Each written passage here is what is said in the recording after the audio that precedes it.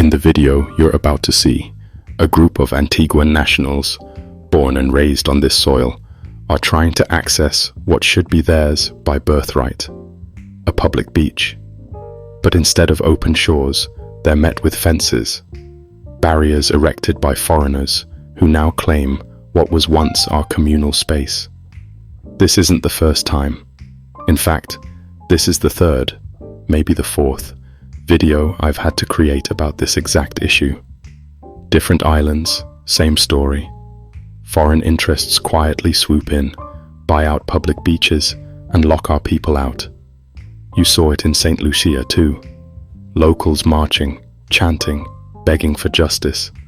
And even then, the very people buying and fencing off these beaches are the ones calmly strolling away while the music plays.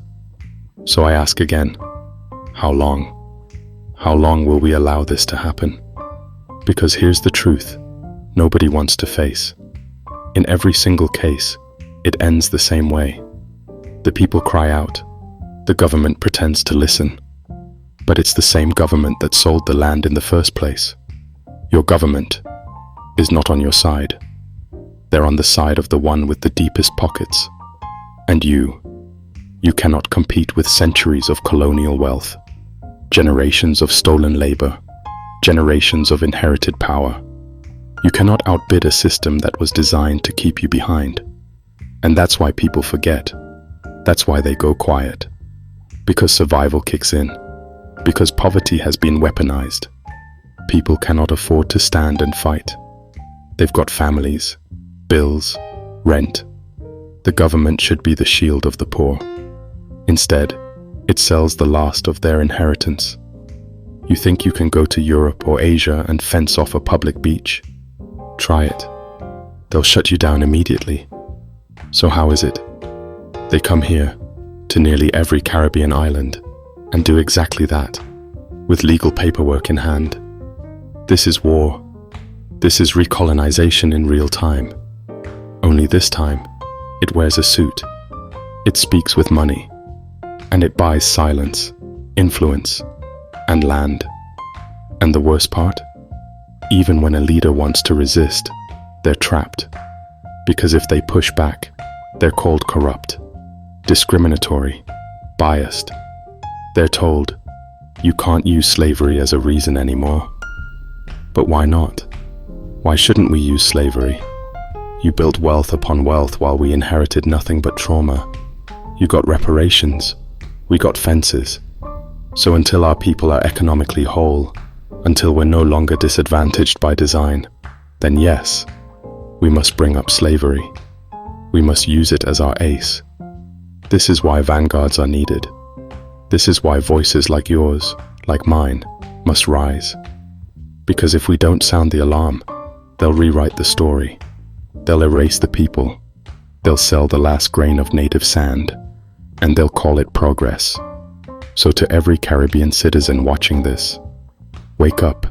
Your beaches, your land, your culture is not for sale. So we're here on the north shore of Nonsuch Bay. So this is Nonsuch Bay. That's the southern shore, La Perla, Mill Reef. This is on the northern shore by Willikies. Well, they took up the land east parcel from Willikies people.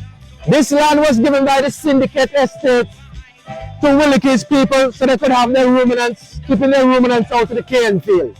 In 1975, with cadastral first survey, when Labour Party came to office in 76, the representative, Yearwood, who has been in office for 49 years, took control of all this hundreds of acres of land and vested in a company called Emerald Cove.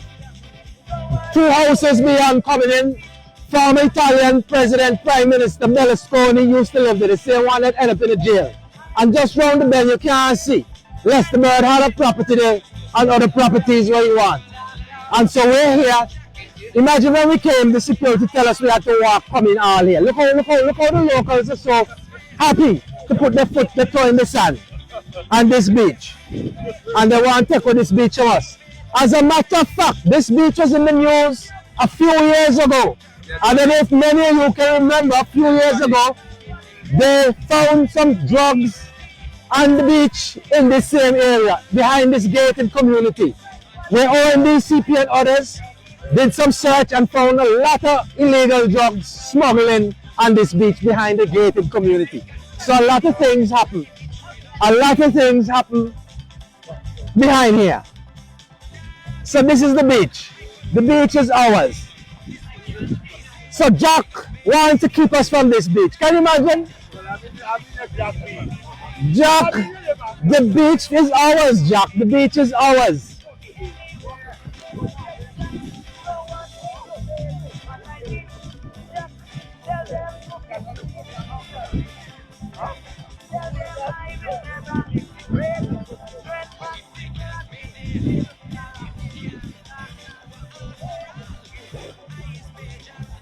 So this is it.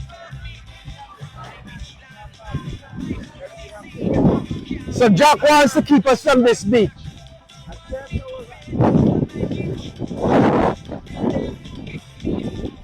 And you can see the separation.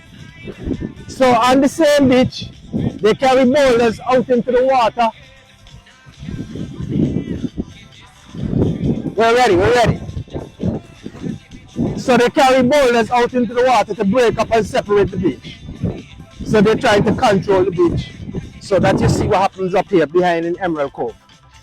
And this, a lot of grass bed, you get a lot of conch and other, it's rich in marine and sea life. For the fisher folk, for the fishers. As you can see, you know, somebody brought some conch, and you can see the conch shell on the ground here.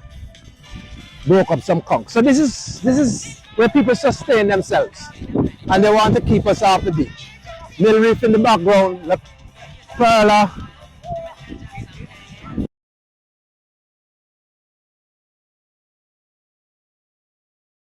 It is the door open.